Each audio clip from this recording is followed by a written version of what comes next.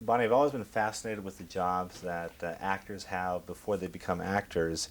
Now, didn't you used to work in a Dairy Queen? Yes, I did. I was a DQ babe in my brown polyester pants with matching smock. Now, when you work in a place like that, do you have all your school buddies coming by for complimentary lunches? Forget school buddies, my family. Can I get extra brownie on my hot fudge brownie delight? That was my favorite bonus. And if really old people came in, senior citizens, I would give them extra whipped cream and stuff when the manager wasn't there. So they would wait till my shift to come in. I was surprised to read about your nursing career, but that you still go back to do nursing occasionally. Do you ever have patients who look at you and think, don't you look familiar? They're usually in the psych ward, so it's kind of passed off. No, nobody ever recognizes me. The patients never do. When I go back, I work at a hospital different than the one that I worked at for so long. So nobody really knows. I work as a volunteer, so it's not like, there's a big employee thing. I just kind of go in and do my job and leave. Does that surprise a lot of people that you do that type of work? I mean, I think a lot of people think you would have moved to Hollywood and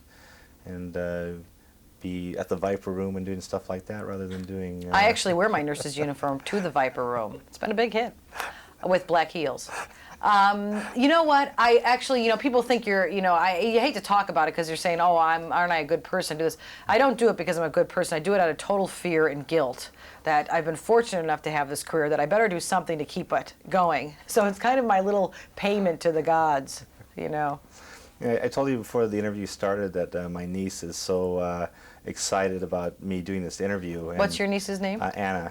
Anna, your niece. Yeah, and she has the little Beethoven toy, Saint Bernard from the second movie. How do kids react to you when they see you on the street? What kind of questions do they ask? The most frequently asked question I get is, how did you get out of that square?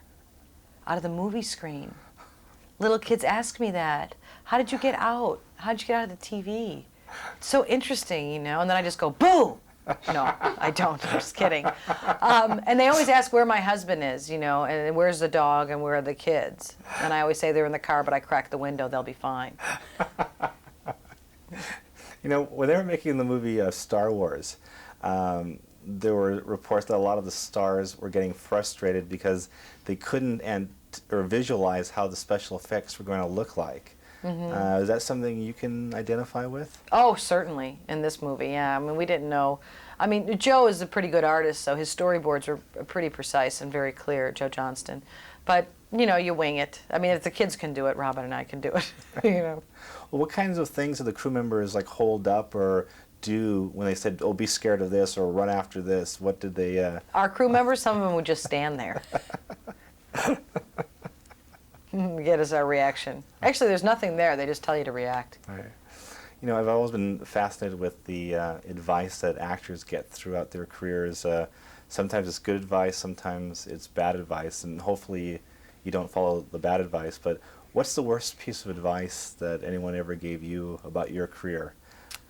The worst piece of advice would be, I had somebody tell me once, don't ever try to do more than one thing in this business because you'll just confuse people. And if I didn't do more than one thing, I don't think I'd have a career. So maybe in hindsight it was bad advice. But of course if it had worked out well, then that would be good advice. Advice is in the eyes of the beholder, I guess. There's some advice for you, my friend. And, do I have one more question?